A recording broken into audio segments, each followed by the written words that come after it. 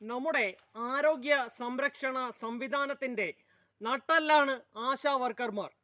അവരുടെ കാര്യക്ഷമമായ ഡെഡിക്കേറ്റഡ് ആയ പ്രവർത്തനം കോവിഡ് സമയത്തും മറ്റ് അടിയന്തര സാഹചര്യങ്ങളിലും നാം കണ്ടതാണ്.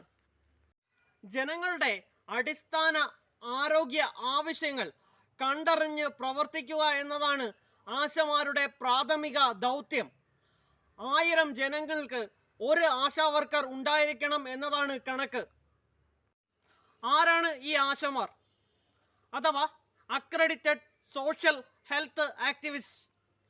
2005 നിലവിൽ വന്ന നാഷണൽ റൂറൽ ഹെൽത്ത് മിഷന്റെ പ്രവർത്തകരെയാണ് ആശമാർ എന്ന് വിളിക്കുന്നത്.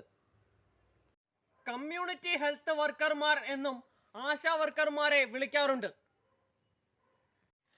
ആരോഗ്യപരമായ ഏതൊരാവശ്യങ്ങൾക്കും ഗ്രാമീണ മേഖലയിലെ ജനങ്ങൾക്ക് നേരിട്ട് അപ്രോച്ച് ചെയ്യാൻ കഴിയുന്ന ആദ്യത്തെ സോഴ്സാണ് ഈ ആശാ വർക്കർമാർ. സ്ത്രീകളുടെയും കുട്ടികളുടെയും പരിചരണം, പൊതുജന ആരോഗ്യ സേവനങ്ങളെക്കുറിച്ചുള്ള അവബോധം നൽകൽ, പ്രതിരോധ കുത്തിവയ്പ്പുകളെക്കുറിച്ചുള്ള അവബോധം നൽകൽ, കുടുംബാസൂത്രണ പദ്ധതികളെക്കുറിച്ചുള്ള വിവരങ്ങൾ നൽകൽ, വീടുകൾ സന്ദർശിച്ച് വിവരശേഖരണം നടത്തൽ എന്നിവയെല്ലാം ആശമാരുടെ കർത്തവ്യങ്ങളിൽ ഉൾപ്പെടുന്നു.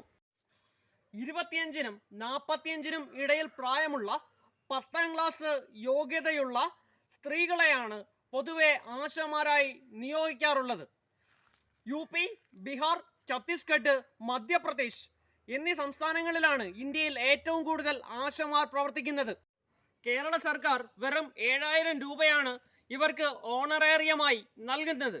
ഈ തുക വർദ്ധിപ്പിക്കണമെന്നും തങ്ങളെ സർക്കാർ ഉദ്യോഗസ്ഥരായി പരിഗണിക്കണം എന്നുള്ളതുമാണ് ആശാ വർക്കർമാർ ഇപ്പോൾ നടത്തുന്ന സമരത്തിന്റെ ആധാരം.